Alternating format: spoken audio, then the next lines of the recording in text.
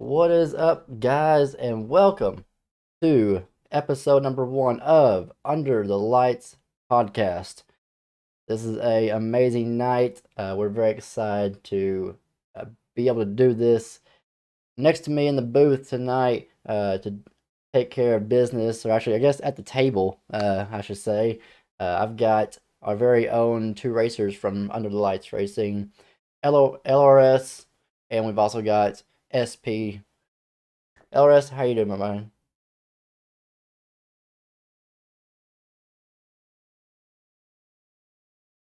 Oh yes, I'm excited. I'm been eager to get to this. It's one step closer to the momentous season 5.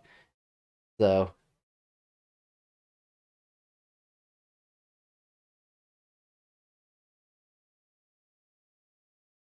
do what?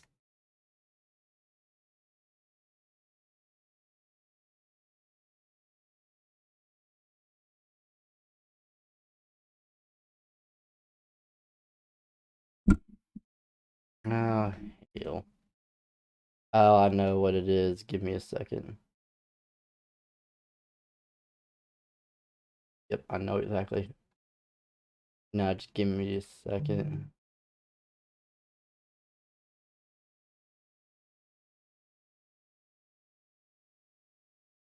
That would have been bad. Guys, well, we're gonna go to well, actually no, we're gonna stay live. Got to.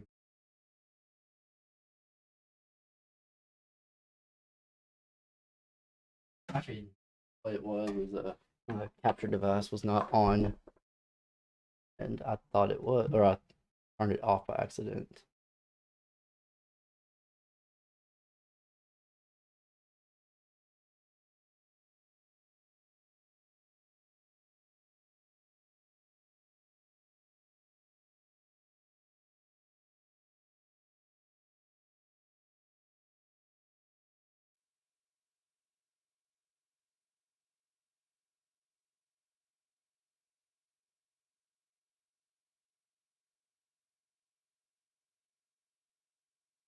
This happening, but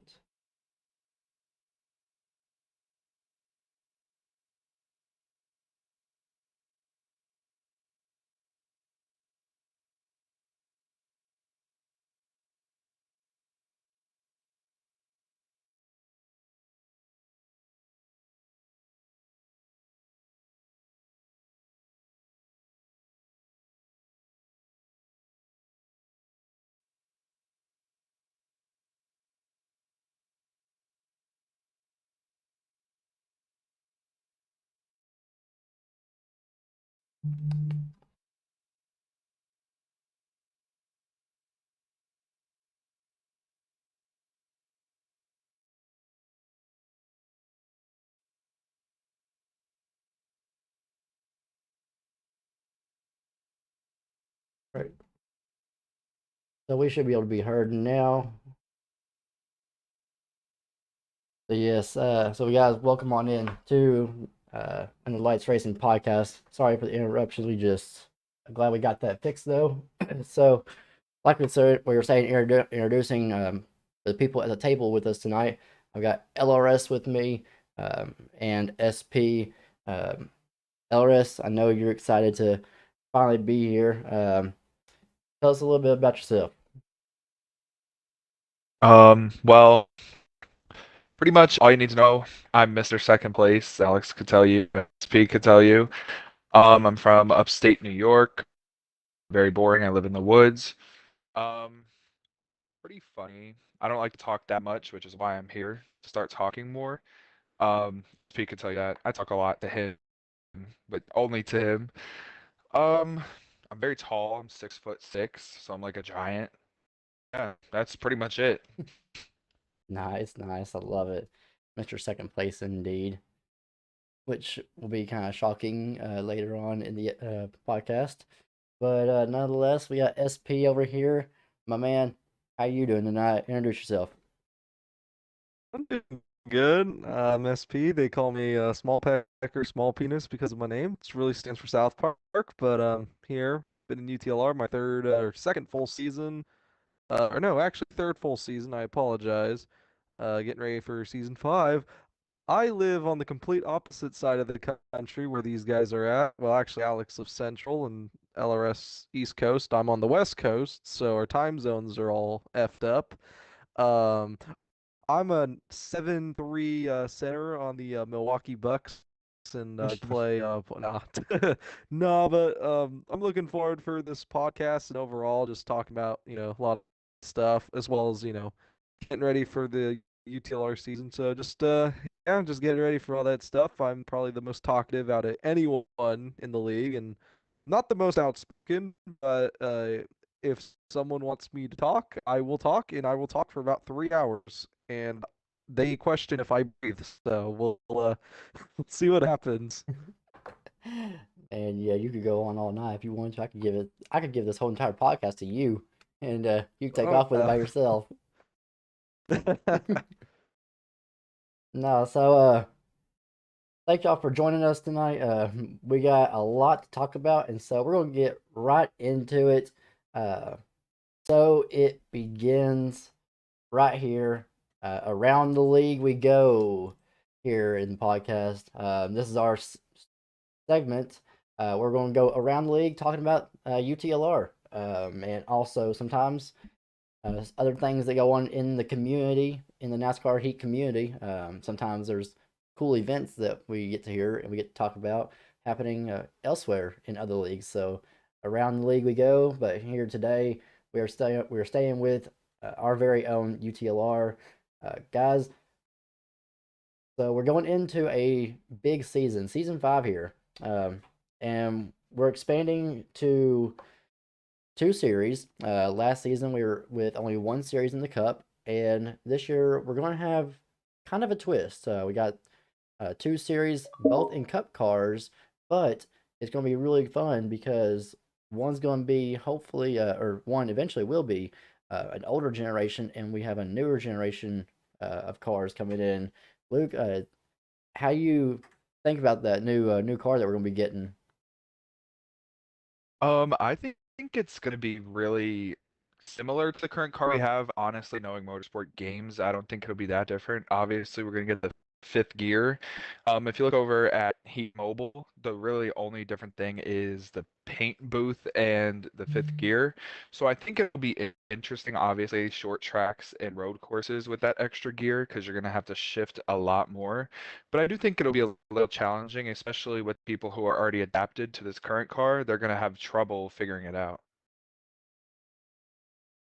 Indeed, I think it's going to be really interesting to see how they do play out. SP, what's your thoughts? Well, the next gen car, if drivers like the next gen car, that'll be one, whole different series. And then we kind of got, the series, like you said, kind of throwback series, kind of going to drive like it's been driving for the last 2 years. So I think people have an easier time in that series than the one we're going to be with the next gen cars. So it'll be interesting to see. There's no time window for the next gen update, but hopefully, by the time our season starts, the update's out and we can get ready to what do you call it? Get ready to rumble with these next gen cars. LRS and me have been definitely looking forward to this. I know you've been looking forward to it, Alex, too, because you already got the for the fonts and stuff. You already got them already going, so just waiting for this update. So looking forward to seeing the difference in the cars driving and all that. Just can't wait for it to come out. Yeah, and of course we already got screwed over once waiting for the DLC to drop. So at this point, we're just kind of eagerly anticipating launch dates, which hopefully the next update that we get is them telling us, "Hey, it's available," you know. So, uh, so we're going to go through here. We're going to take a look at our uh, new series here. We got our retro schedule. Kind of going through it. We have Daytona kicking off in 2 weeks. We'll go to Daytona, and then we're going to hit up Iowa in place of Rockingham. This entire schedule is based off of the 2000 Series NASCAR schedule. So it's going to be really interesting to see how this shakes out because, like the SP was saying, we don't have any playoffs. It's a throwback series, so it's based off of the 1998 to 2000 series season. Uh, so yeah, we will be visiting Iowa second. We'll go to Las Vegas, and then Atlanta, Darlington, Bristol, and then that's going to take us into the 2023 season. Starting off at Texas, Martinsville, Talladega, Auto Club Richmond, and we're going to have Old Fashioned All Star Race at Charlotte, followed by the Coca Cola 300 at Charlotte the following week.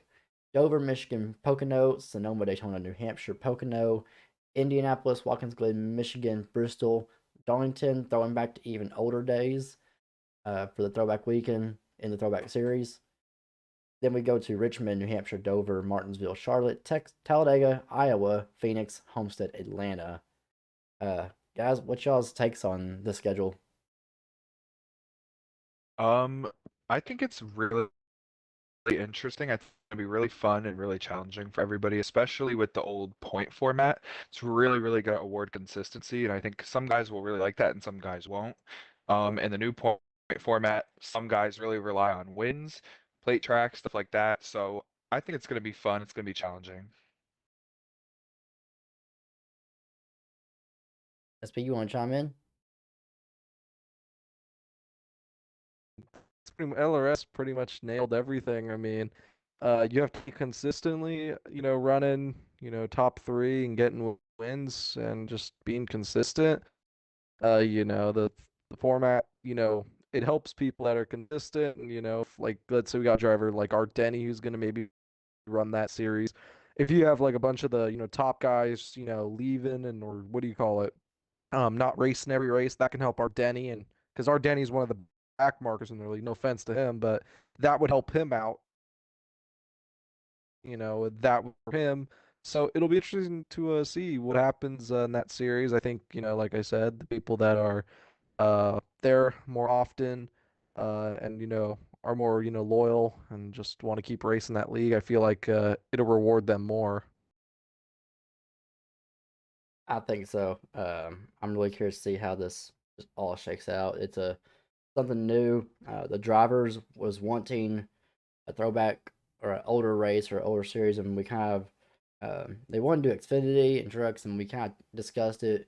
We came out of trucks and everything, so we said, you know what, let's give them a throwback series that kind of shakes the game up.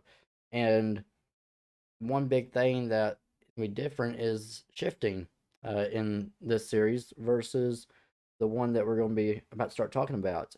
Uh,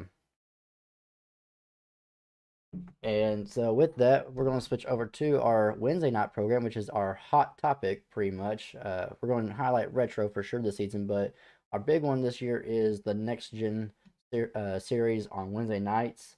So, LRS, you want to kind of start us off here? Kind of take us about through halfway of the season here. Sure. So we're gonna do something different this year. We're gonna return to the Clash, which is gonna be held at Daytona. We're also going to be having the duels this year, which are returning, but they're kind of new. Obviously we have the Daytona 250, then we go to Kansas, Pocono, Canadian Tire, Vegas, Auto Club, Martinsville, Chicagoland, and then we go to Kentucky, Bristol on the dirt track, which is new if it comes in the update, which we're pretty sure it will. We go to Darlington, Michigan is the All-Star race. Richmond, Talladega, Dover, Homestead Roval. Now, I kind of want SP to talk about that because that was mostly his idea. Really? No, so the Homestead Roll, those of you who don't know and have not raced Heat 5, those of you who've raced Heat 5 know what it is, but pretty much what we're going to be doing this season, uh, for the first time ever, one of the first leagues to ever try it. I don't know if there's ever been a league who's ever tried this, but we're going to race the road course version of Homestead. It'll be a 25% race, but I think that's going to be enough laps for us to run it. Pretty much, there's a little bit of a little road course section just before turn 3. We're going to be able to run those few corners inside between turn 3 and 4. You'll kind of see it when we race it, or if you look at Google Maps, you'll see the kind of outline there. We're also going to be using the little access road out of turn 1 and 2 for the road course part, make it a little challenging. You got to be like third gear, maybe fourth gear, but you got to be, easing the gas and brake at the same time, kind of doing both, just so you don't hit the grass or spin out. It's very interesting. I came up with the idea for Alex for UTLR. Kind of want to see how it goes. We did a little test session there, and good news is the timer did not come on for the race. LRS, I mean, we've also put a little practice in there too. It's actually one of the better track like configurations. It's not in the game that you can kind of race. It's very interesting. I really do enjoy racing, so I'm looking forward to racing there. LRS continue. That's but you can actually take Right it. after the. Yeah, he Oh, can you take want me- it. you We're want me- halfway. Yeah. Yeah. All right, so after the chaotic or the fun Roval at Homestead, we're going to Charlotte, Atlanta, Watkins Glen, Gateway, New Hampshire, Talladega, the throwback race at Darlington. Indianapolis will be the cutoff race for playoffs. After Indianapolis, we will have a round of 12 guys that are going to be competing for the UTLR Season 5 championship. And it's going to start off at Texas. And then, my personal favorite, I don't think anyone knows, but Sonoma's my favorite track in the game. I don't think anyone knows, You're still but gonna lose that we one. go there. I probably will. But then we go Bristol. After Bristol, that's the cutoff. Next is the round of 8 at Phoenix, the Charlotte Roval, and Iowa. After that, we got our championship 4, how we're going to do it this season. It's pretty much how we did it last season. We're going to be running 4 races in the championship 4. And it's going to start off at Daytona, Watkins Glen, Richmond, and Chicagoland. Those are our 4 races. We do that. Alex, I'm going to let you explain why we do that, but I like the idea. Yeah, so this actually came off of another league that said, "Hey, um, we like this what we do over here, and we want to try it." At the time, the admins came together and said, "Hey, we like how this works in this league. Can we try it in your league?" I said, "Yeah, sure." They brought it over to us, and um, we no longer affiliate with that league, but it's really interesting because this format the drivers loved. I mean, that first season we did this format, we got nothing but positive feedback off of this, and I think that's probably the most feedback I've ever gotten is off these 4 races. So what it is after the round of 8, you have the round of 12, round of 8, and then it's resetting the points to 4,000, and top 4 drivers lock in. What this does is it kind of gives every driver a chance at winning the championship. It doesn't come down to one race where one of the drivers in the final 4 may be complete trash at, or one driver is you just know is going to dominate the race. It gives everybody an equal chance at competing for the championship. We go to it is always going to be 4 races, and it's always going to be 4 set races, not a set certain tracks, but we're always going to have a super speedway, which actually for us we're going to consider anything 2 miles or over. So that does include like Pocono, Michigan, Daytona, Talladega, tracks like that. Anything over 2 miles that's super speedway style. If we can ever get Atlanta in the game, we'd probably put Atlanta in there just because I mean it races like a super speedway. I don't think the drivers would have a problem with substituting that in. I don't think we're going to get it though. But then we also will always have some road course. At least we'll have one of them be a road course. Many options on road courses in this game, and then we'll go to a short track. And it's not always going to be in this order. We might do road course first, short track second, but this year it's super speedway first, road course second, short track third, and this year we're going to Richmond. This year we're also going to Watkins Glen for the second road course race, and then to round it out this year we're going to do our mile and a half, and it is on just any type of mile and a half track, or that 1.5 to like sometimes they're like 1.8 or 9 or so. But anything mile and a half, we're going to race. And this year we chose Chicagoland to return back to. We've had a lot of great racing in the past from Chicagoland, and I felt like it was just a right move to put the season finale at Chicagoland. Now with this, the way the points work is every driver gets the finishing points only, which is something different. It's not based off of just your best finishes and everything. Like it kind of is, but finishing position points only. No stage points matter. We'll be running stages, but no stage points matter, and so only the finishing points will go towards the drivers. Person with the most points at the end of those 4 races wins the championship. So it kind of just takes out that you gotta be consistent throughout the entire race. You can't just have a good stage and like finish first, get 10 points, and then you suck and you're low on points and you just survived into the next race by getting those 10 points. So makes drivers want to challenge themselves and truly push. So it'll be an interesting season, I think. Oh, yeah. What's up? I was just gonna say, oh yeah, it's gonna be a really interesting season. It's gonna be fun.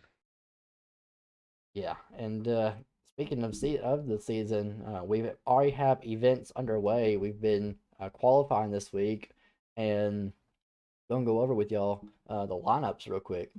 We just did a random draw last night, and we have our Clash 11 drivers are in our Clash this year. Next Tuesday, November the 8th, we'll be doing 50 laps, 125 miles. And our very own LRS, Mr. Second Place, drew, or actually he did not draw. He actually, well, yeah, he did draw the pole for the Clash. So he did get first. Wormy, UTR Wormy got second. UTLR SR One Bad third. Tomato 1248 fourth. CCD and Heathen fifth. VFL Hack 48 sixth. Myself, who is UTLR Storm, is seventh. Mo in the Hole eighth. Elite Villain ninth. CCD and Razor, who just changed his name today to SP, driving in 10th. And then R Denny will be in 11th. What's your take on that race, LRS? Well, I don't have good luck at all, so I'm honestly shocked you pulled the name out first. I was 100% ready for you to pull it out second or 11th, honestly. Um, but I think it's gonna be fun. I mean, it's pretty much balls to the wall. There's nothing to lose, nothing to gain. It's just for bragging rights. So I think it's gonna be really intense. People are gonna be pushing. It might be chaotic. You never know. These are people all from last season. So these are people who know how to race with each other. These are people who know how to, push these drivers, how to work with them. So I think it'll be fun, very intense. What about you, SP? Yeah, pretty much. I think we're gonna feel it looks like about 11 drivers, and we've all raced these drivers know how they race. You got the aggressive people like One Bad and Heathen. Then we got more of the guys that are kind of more passive, like Hacks. So I kind of know how pretty much everyone drives in the league as far as the Clash goes. So I mean, as long as we work together and everyone gets along, I think it'll be a good clash, and one of us hopefully will come out on top. And that is the plan, hopefully. If not, I'd like to see somebody like maybe Wormy. Honestly, I think he might be a one to watch for on super speedways. I think he might be able to get something done. Or Tomato, one of those two. I think are little underdogs. So moving on into our duels that we also had qualifying for. We had qualifying for the Daytona 500. And actually, before we get to the duels, I want to pull up here talking about Mr. Second Place. Not only did he draw first place for the Clash, he is our pole sitter for this year's Daytona 250. So congrats, LRS, to you for getting that pole position this year. You'll be leading the field of green to start season 5. How's it feel? It feels really good. I mean, it is a plate track, so anything can happen. I don't have to race the duels, but I probably will because I want to drop back, see how these guys race. Um, there are a lot of older guys in my duel one, a lot of returning people. There's a couple new people, so I just want to race it out with them, see how they're gonna do. I'm just really excited. I'm just trying to see what's gonna happen because you never know. Yeah, I completely agree. And with that, we're going to start off with duel number one, your duel. We got you in first. We got iTrip 999 in second. He's a new guy this year. We got another new guy, VG Drip Slide, in third, driving the 4 car. We got returning in fourth, Tomato, Ardeni fifth, myself sixth. We got a old league member who hasn't raced since almost a couple seasons. he's going to be coming back for most of the season this year. We the Mafia is returning back. That's actually a new gamer tag. His old one will remain unknown. But 8th is the Draven Sellers. He's also a new guy. UTR Wormy in 9th. SP in 10th. Slight Savage in 11th. He's also a new guy this year. And then also a new guy, Wildcard Merc in the 12th position. So, you got a few guys that are older, but a lot of new guys in your duel there. So as we move on to, I'm excited. Oh yeah, for sure. As we move on to duel number 2, knocking these out. So surprisingly, like I was saying, y'all two are both in duel number 1. So, well, actually, we're all 3 in duel number 1. So duel number 2, CCD and Flash, who drew the 2nd position, so he locks in his front row starting spot for the Daytona 250. You've got 2nd place VFL Hack, 3rd place is CCD and Heathen, 4th place Mullen the Hole, 5th is gonna be Crimson Sniper. He's a new guy this year. 6th will be UTR Kenny, 7th UTR SR One Bad, 8th CCD and Loading, another new guy this year. 9th UTR Rick, 10th will be Elite Villain, 11th Marcus E Dub, and another new guy, and 12th Hunter Dad, who's also gonna be returning from back in like season 2. He hasn't been racing with us since season 2, so returning him for the first time is gonna be awesome to see what he can do. So yeah, it's gonna be a interesting season, without a doubt. So with that, we're gonna take a quick little break and about 30-second break here, and we'll be right back with y'all for our 2nd segment.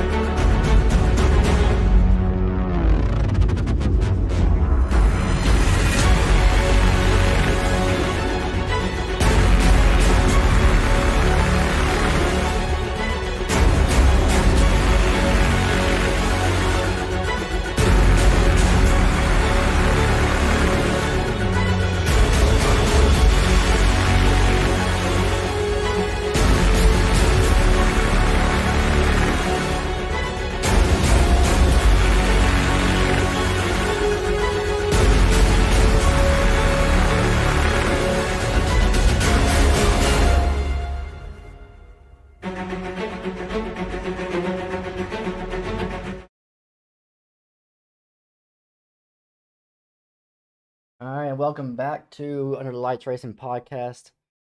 As we head on into our 2nd segment of the night, we're going to be talking about real life. I'm trying not to drag this one out because we've only got about half an hour left, and we still got one more segment to get done, so we're going to roll right into it. Real life NASCAR. Oh my fucking god. We got so much to talk about. So pretty much this past weekend, NASCAR made its 2nd to last race of the season at Martinsville, and it's the cutoff race for determining the championship for Xfinity and Cup Series. I cannot remember. The trucks was where were they at? I'm blanking on that one. Homestead. Okay, yeah, they were 2 weeks ago, I think. Mhm. So yeah, Homestead was last week, and trucks finished out their final round over there, and then this weekend, like I said, was Martinsville. we're going to kind of start off in the Xfinity race, and the cool part is I can actually show y'all. We're going to take a look at exactly what happened in the Xfinity race. It was a great race. You agree, LRS? Oh yeah, it was a great race. There's a lot of good battles, a lot of respectable battles, and some not respectable battles. Yeah, and that's going to pretty much take us right into our first video. Take a look at what happened. This one's starting off at 2 laps to go. A late race caution came out setting up for overtime, and this is what happened. 2 laps. Let's see if we can complete them. Ty Gibbs, Noah Gragson making up row 1. Brandon Jones, Sheldon Creed make up row 2. Good restart by the 19. And that outside line as well. Big push by the 19.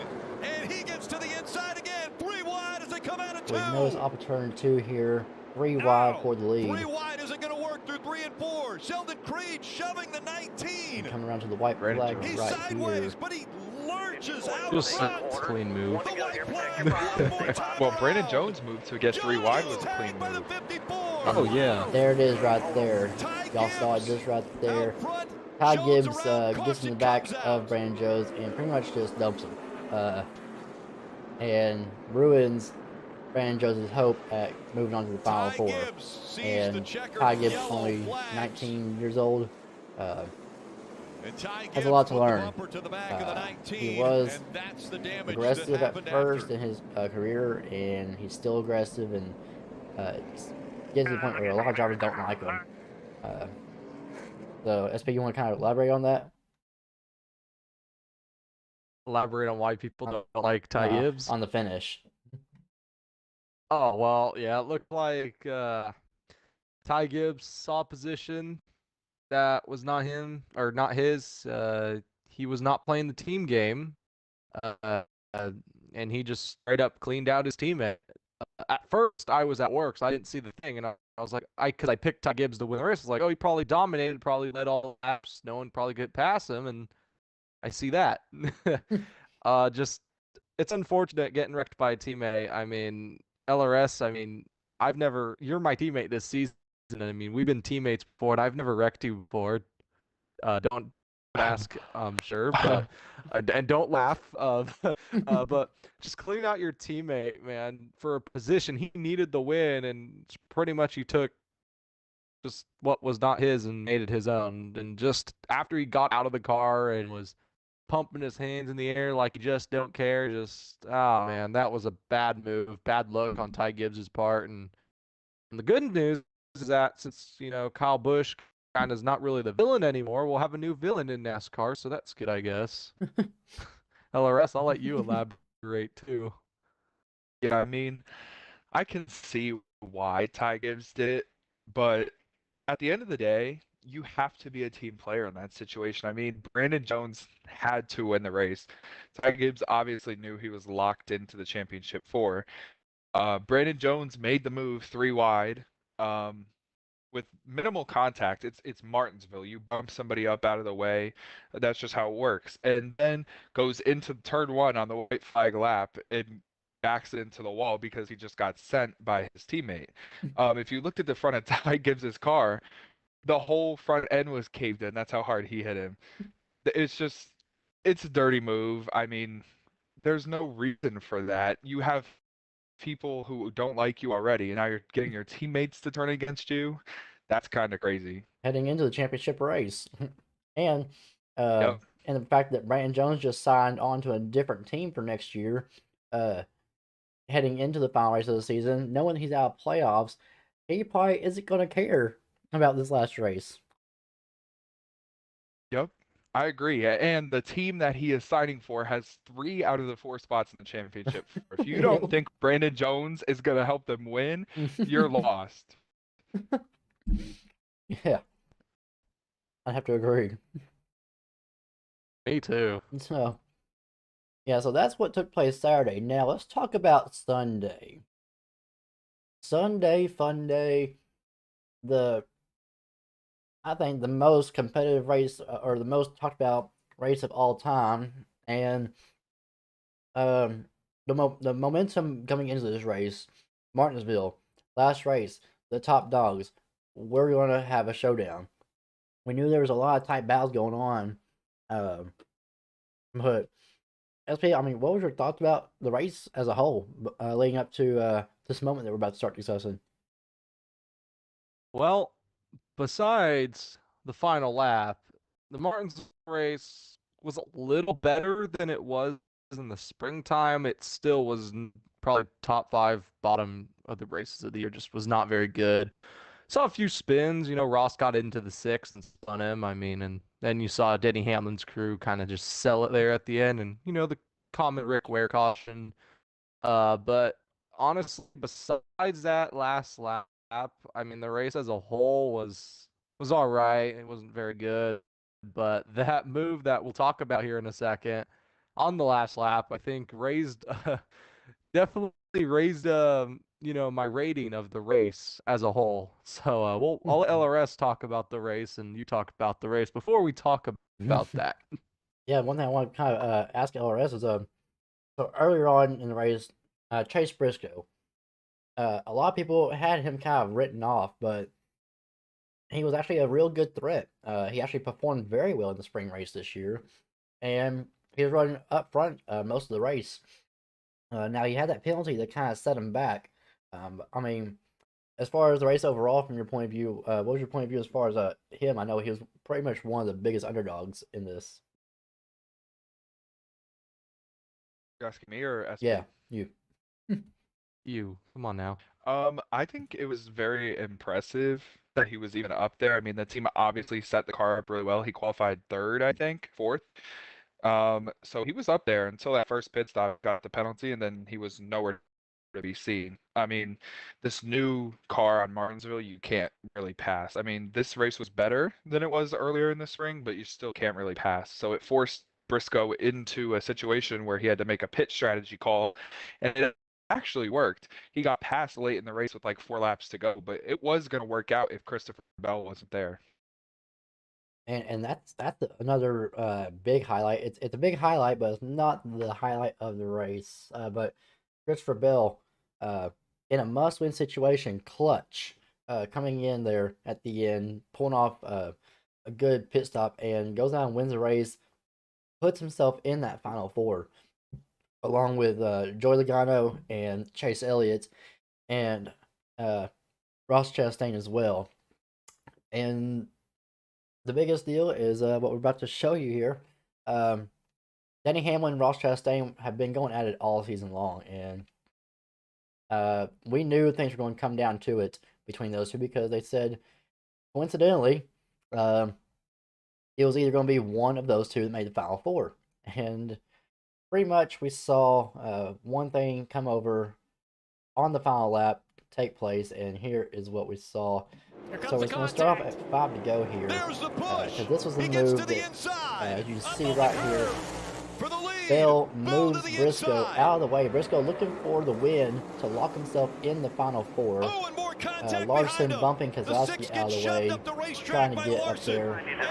And the battle goes on with Chastain and Elliott 4 to go here. Chastain, Hamlin, neck and neck as far as like between 2 points and none. Keselowski can't get way any up much the better than racetrack. that. Briscoe on the outside, The 3 wide. battle His championship ongoing. hopes Chastain, of course, here with 3 to go, coming 2 to go, battling with field, Elliott, though, that's another spot for needing Denny, that spot potentially. You because see then Denny it puts him right only there. 1 point below Hamlin. And so he's trying to find a way The to lock himself in, tiebreaker of goes to course. Chastain. Coming up on 2 And to we're going to be go. quiet He here and knocks we're the going to 24 up let the y'all see it racetrack. here. 2 to go. Chastain And doesn't we'll have let y'all anybody in take it front from of him here. to go past. He's Enjoy too it. far away from everybody. Less than 2 laps. Christopher Bell trying to do it again. He's already won his way to the next round. From Charlotte, 1 lap to go. Christopher Bell. If he wins the 1 and the 11, fighting for every point right now. Denny Hamlin, 2-point favorite to get in as the championship 4. Bell out of turn 4. He's going to do it. He's won his way into the championship. Let's go get us a championship. And the Hell fight of a for job, the bud. point, right at the line. The one of Chastain past Hamlin. It was a video game move off into turn 3. He put the car against the wall wide open all the way around turn 3 and 4. Chastain, Elliott, Bell, and Logano are going to fight for a championship in Phoenix. Take a look at what he did. I have never seen anything like made the that before transfer. in my You made life. the transfer, man. Wide open around the wall in 3 and 4 at Martinsville. Unbelievable. So right there, you see it. I'm just flabbergasted with words. It's insane. Who would have thought to see a move like that? Legit, drove it in, said screw it, grabs fifth gear, and wall rides.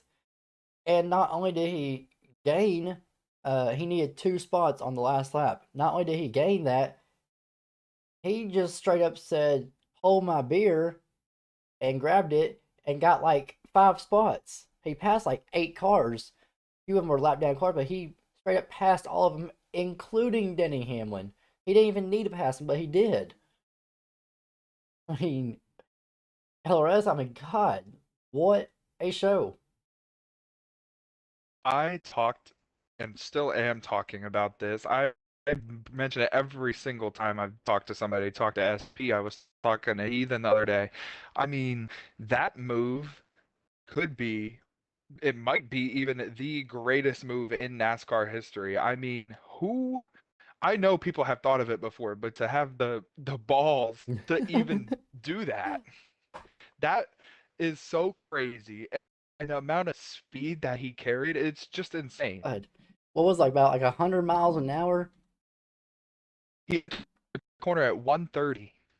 Oh my God. And the fact that they don't It's grab crazy. fifth gear. Like they don't even touch fifth gear the entire race.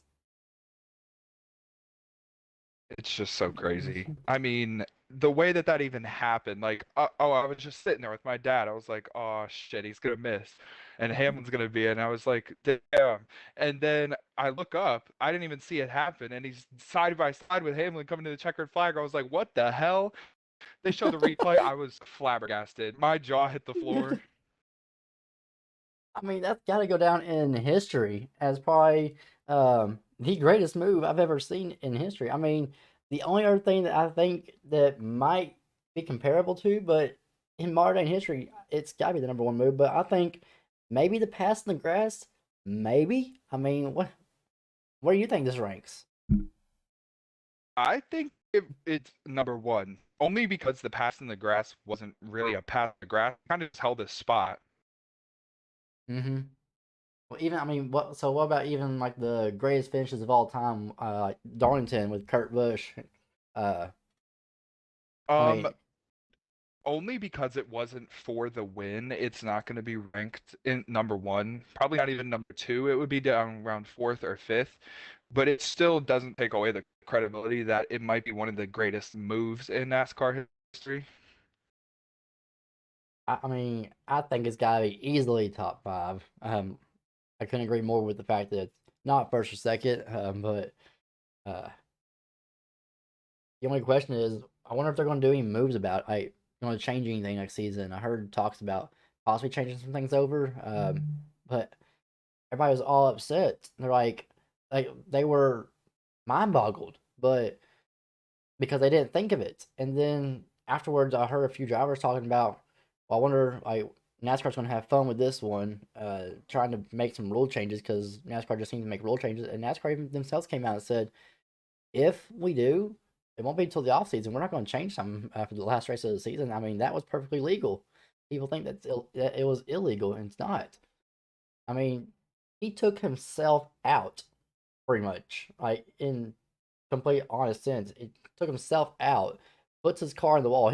All he did was just damage his own car.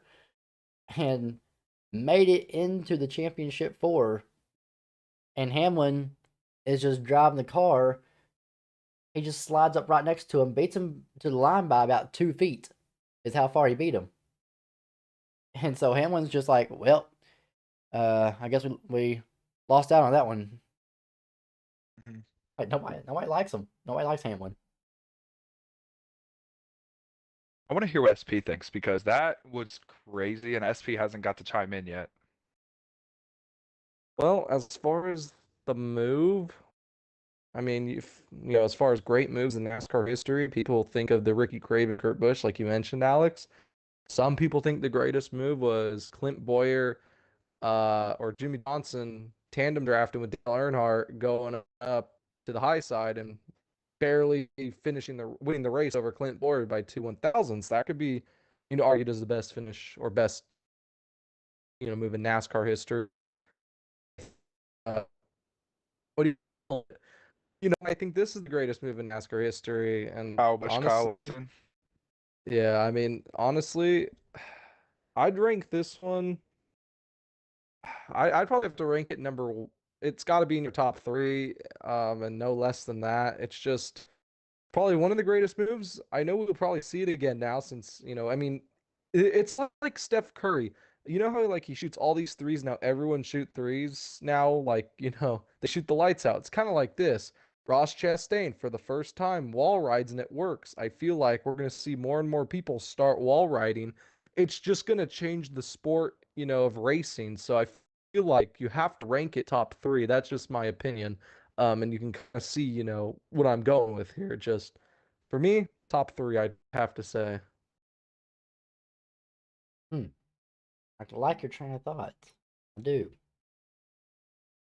Well, and with that, we're going to move right into going through our final four picks for the championship. We got two more topics to cover on this segment before we get to our special segments of the night before we're wrapping it up here. But let's go through our picks for the championship this year. We got.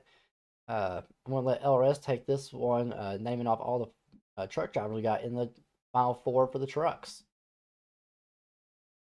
So in the final four for the trucks, we have Zane Smith, we have Chandler Smith, we have Ty Majeski, and we have Ben Rhodes. So what's your thoughts on these four drivers and who you think is going to take it home? In the truck series this year, honestly, I think these four are the most deserving. When you look through all the races, their names are constantly in the top five. Last year, I have to look back at last year at Phoenix because they didn't have a spring race at Phoenix or whenever it was earlier this year. I'm gonna have to go with Chandler Smith for the championship. He won Phoenix last year by a large margin. I think it's gonna be hard to beat. Now, do you see like maybe an underdog? Because I've been hearing a lot about Ty Majeski being hot right now, coming off of like his first career wins in the trucks and two of them so far.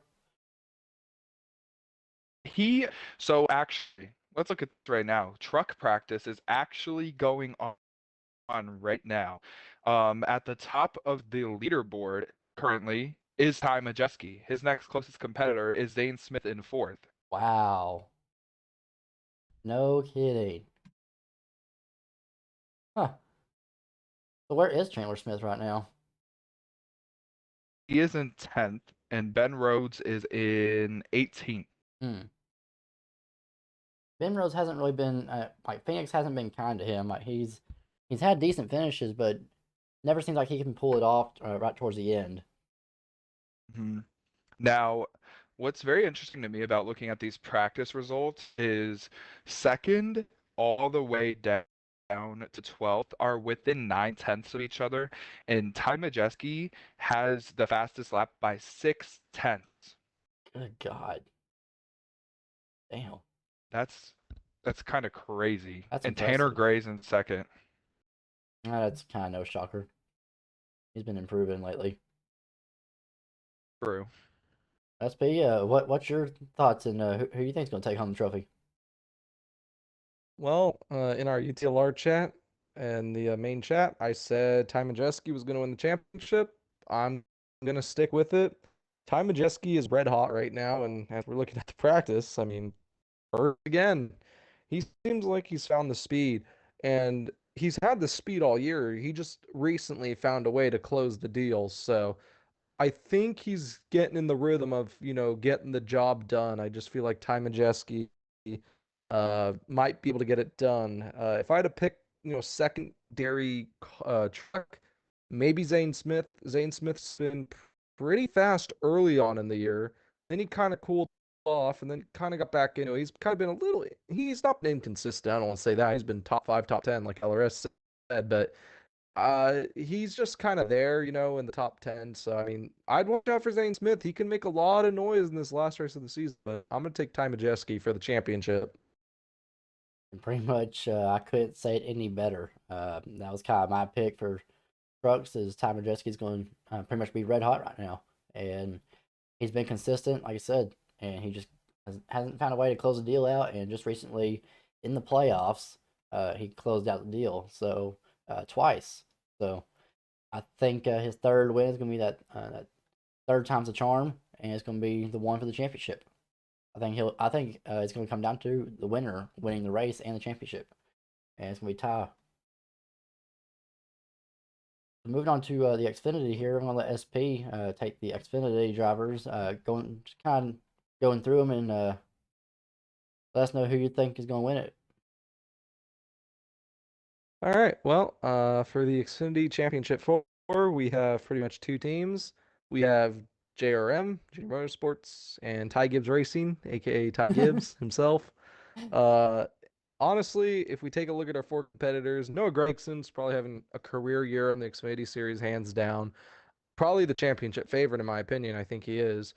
And then you got Josh Berry, first full-time season in the JRM car. He's been part-time with Spire in the Cup Series last year. He also did a little part-time in Xfinity last season as well. And he came out of the gun this year. I mean, he's won 2 or 3 races this season, and I mean, he's been really consistent too. He's one of my favorite drivers, so I'm very happy he got to the championship 4.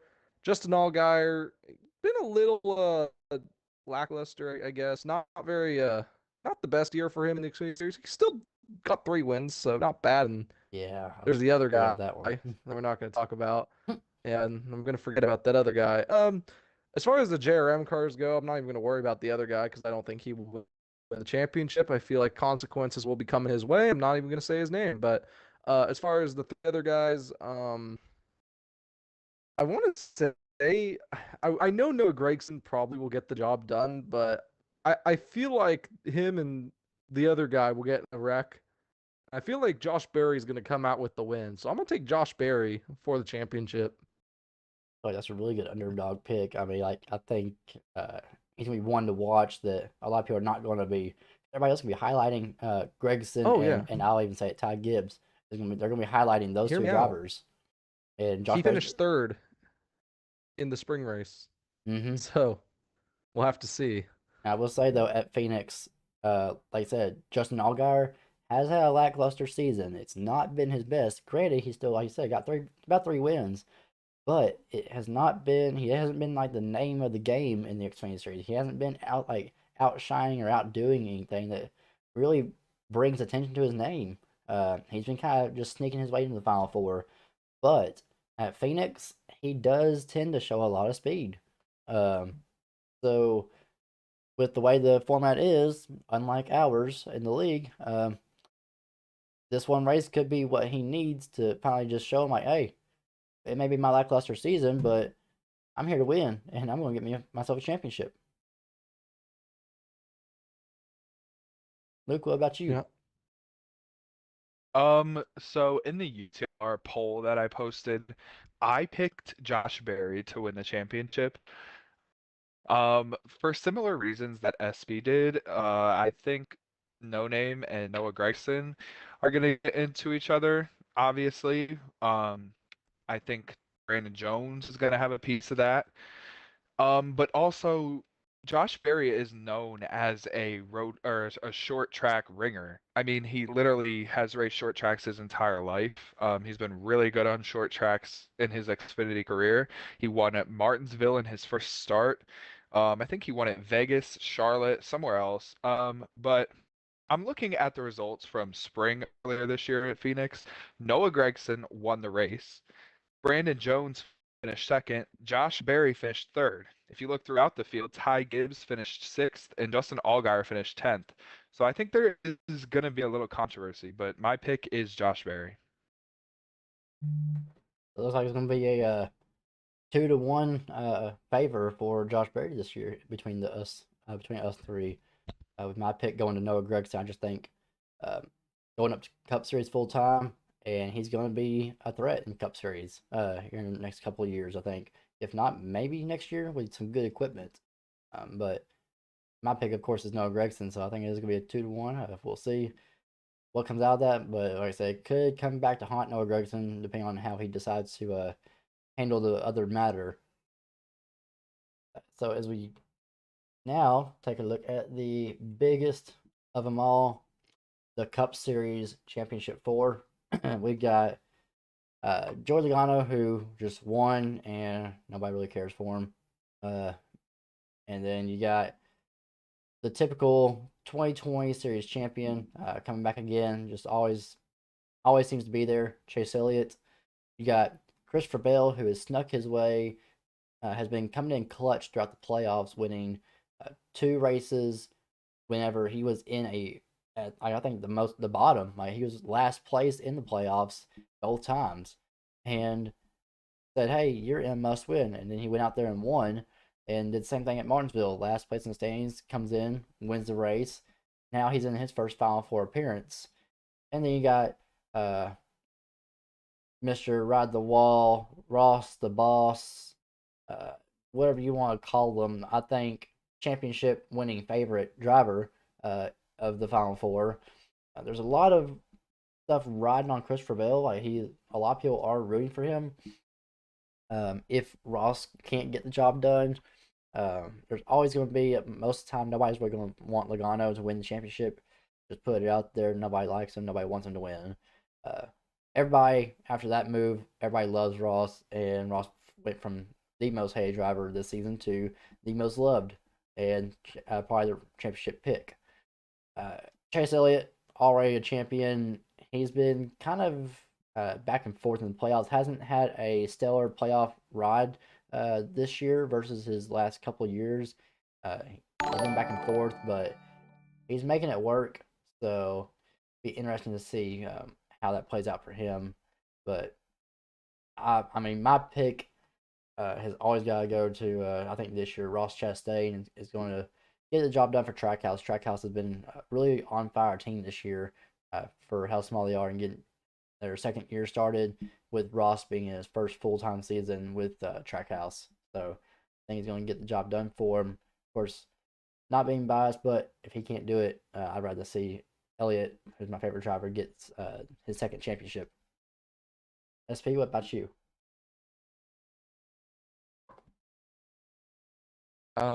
Me? Oh man, as much as I want to see Ross win the championship, I don't know if he'll be able to do it again, or be clutch as he was at Martinsville again and win. I'll go with who I picked at the beginning of the season, which was Joey Logano. So, not my favorite driver, but I do respect him. He's got a lot of talent. He's a little bit aggressive, not really a fan favorite, but I feel like Joey Logano's been pretty consistent and pretty quiet this year, but I feel like he'll make the most noise this weekend on Sunday at Phoenix. Logano wins championship. Luke, go ahead and say your pick, buddy. I think for the third time in the playoffs, Christopher Bell is going to have a walk-off win when he needs it the most, and he's going to be the 2020 Cup Series champion. And like I said, he's been coming in clutch. I think that drives him right now, and he is a solid pick. With that push, I mean, give him something to race for. He's racing for the next spot in the playoffs. He's last place. It's a must win. All right, I'm gonna go out there and win. He won Charlotte Roval. Same thing with Martinsville. Coming in, hey man, you gotta win. There's no other way around it. You have to win if you want to be in Championship 4. Goes and does it. Now it's like, all right, man, here we go. last race of the season. You gotta win it. If like you're pretty much going to have to probably at this system, you're going to have to win the race probably in order to win the championship and go out there and just beat the other three drivers. That's all you gotta do, and it's simple but very challenging. But I think this young buck might have something in store for these other three drivers. Yep, I agree. But with that, we're going to move to our final piece of this segment before closing it out with a good old ending. That is a big move that we just saw happen today. Luke, you want to take a lead on this one? Um, sure. I'll go for it. Well, wait. What do you want me to discuss? Like, Jimmy particularly? Johnson. Sure. So, well, I'm usually the news reporter in the UTLR chat. It's kind of funny. We have a running It's joke true. about people being late, Yep. but or late last night, some news dropped, some premature news, hasn't been confirmed yet, but it is expected that Jimmy Johnson, yes, that's right, 7-time champion Jimmy Johnson, former IndyCar driver, is going to purchase a stake in the ownership of Petty GMS Racing. I think that's going to be a really big deal. They're signing driver Noah Gragson next year. They have driver Eric Jones. They even won a race this year, so I think it's going to be a really big step up for them. I'm excited. So you think like the drive to put like the drive to push with Jeff Gordon kind of maybe taking over Hendrick one day, you think that kind of drives Jimmy Johnson to maybe push into the Cup Series once again and maybe have ownership of a team of his own? I think Jimmy, he mentioned when he dropped out of Indy this year that he has items on his bucket list he wants to cross off. I think this is one of them. He was mentored pretty much by Jeff Gordon his entire career. We all know Jeff Gordon sits as co-owner of Hendrick Motorsports, will probably get the head seat when Rick Hendrick passes away, sadly, or if he just hands it off to Jeff when he gets too old. Jimmy, honestly, I think he wants to be like that. Him purchasing a stake in the team, it shows to me pretty much that they are going to strengthen their alliance to Hendrick instead of RCR, and they're going to be like a satellite team. Petty GMS is going to be like what 23XI is to Joe Gibbs. It's going to be a direct satellite team, and I think that's good because you got Noah Gragson, who is a Hendrick driver, obviously drives for Junior Motorsports and Xfinity Series, and Eric Jones, very consistent. I mean, everyone knows Eric Jones, two-time Southern 500 winner. He won the Coke 400 at Daytona. He's a very good driver. And then also, with this announcement, they also were talking about Jimmy Johnson, who has quoted a few times himself about the interest of wanting to come back to the Cup Series and race some races. A lot of people were talking about it, him doing it with Trackhouse, becoming part of that Trackhouse 91 project.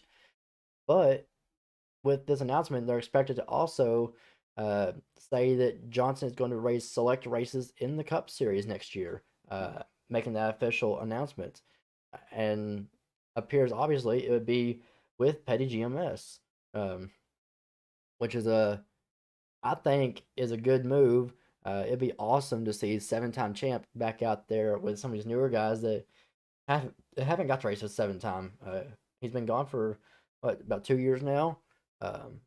So it'd be real competition. Plus, he's done a couple of tests with the new next gen car, but having a new car for him that he hasn't really got to race is going to be making next year, I think, that much more interesting for people to watch, especially all you Jimmy Johnson fans out there that have enjoyed watching Jimmy Johnson in IndyCar, and y'all stuck with the 48. How Jeff Gordon fans, they stuck with the 24, either Elliott or Byron, but a lot of people they stuck with the 48 with Bowman. Now think about it.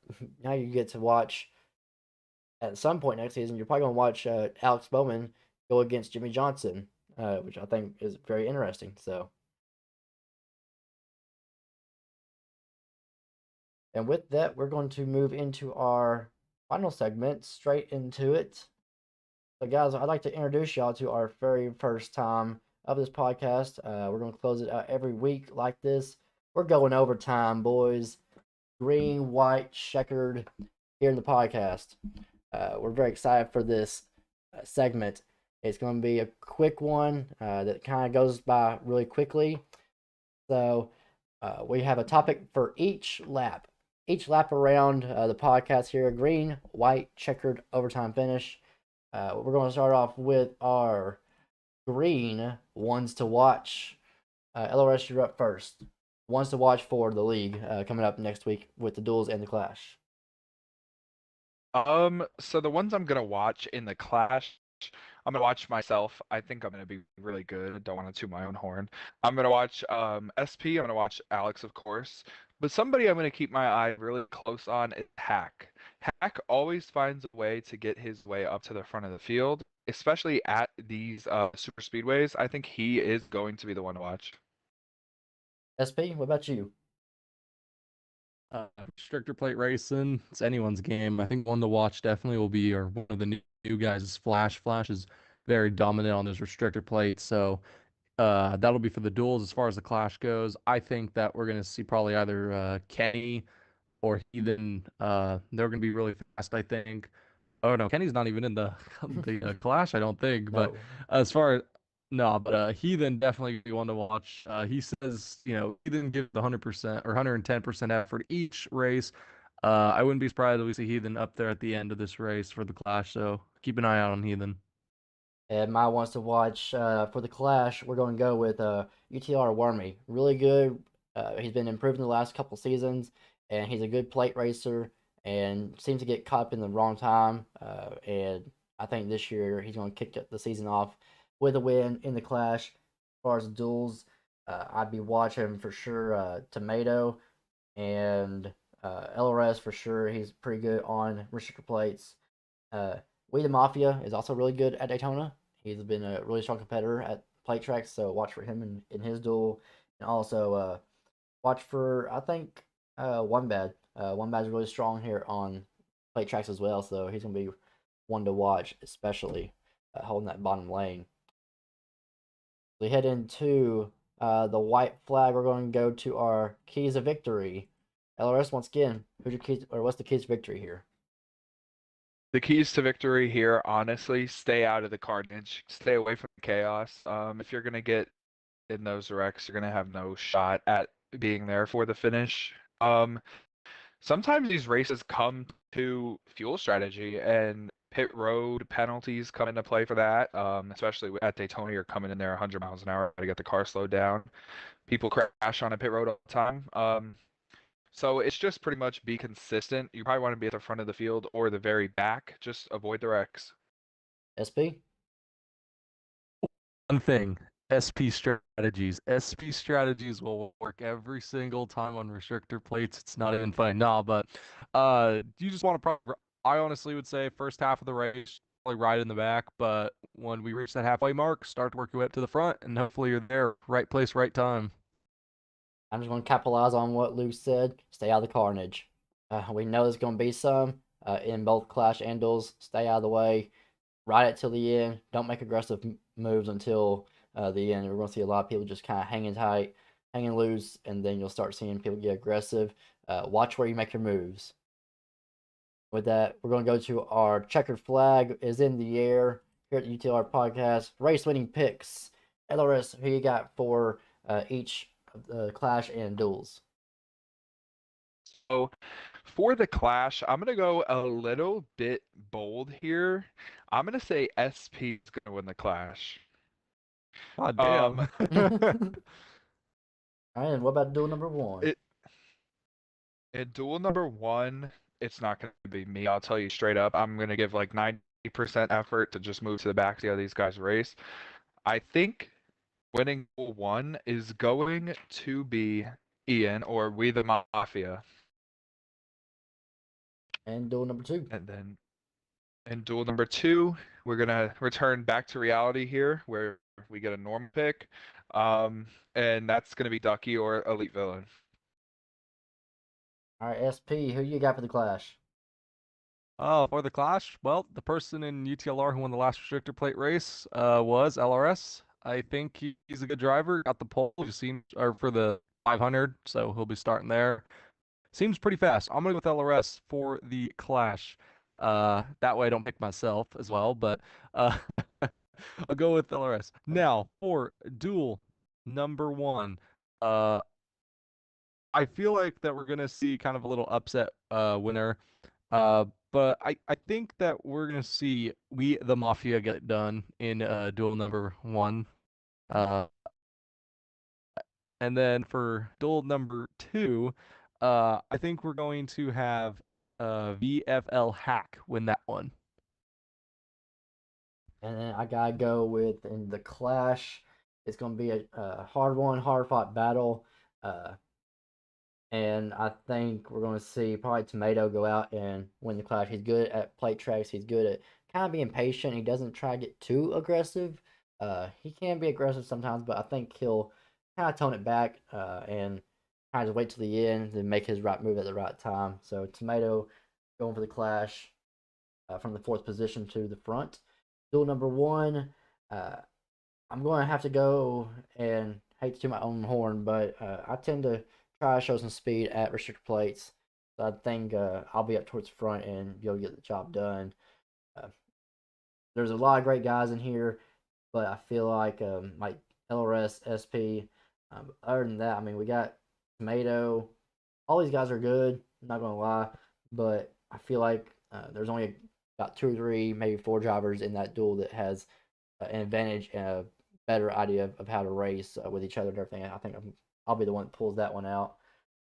Duel number 2, I think we're going to see an upset, and we're going to see Crimson in his first ever race here with UTLR go out there in duel number 2 and make the right moves at the right time, be patient, and just hop into the right line at the right time, make the right move, and he'll be edging out somebody. I think it's going to be a close one, but he'll be edging somebody out. But he's going to get the dub for duel 2 for next Thursday or next Wednesday. And with that, we pretty much go to the ending here, guys. Once again, this has been the first episode of the UTLR podcast. Tune in next Tuesday for the Clash at Daytona, presented by Lightyear Broadcasting. We'll be covering the Clash at 9 o'clock Eastern. We start time. I'll also be doing my POV from right here on Storm Tracker Gaming.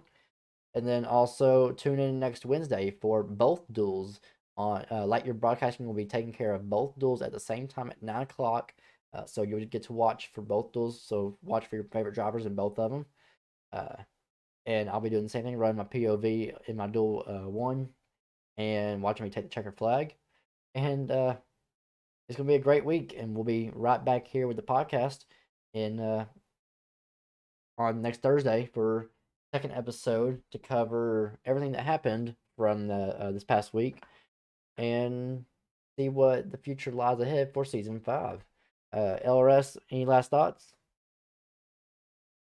Not really. I mean, this was really fun. I'm happy to be here. I'm happy to have this continue. You know, we're gonna have some different guys here next week.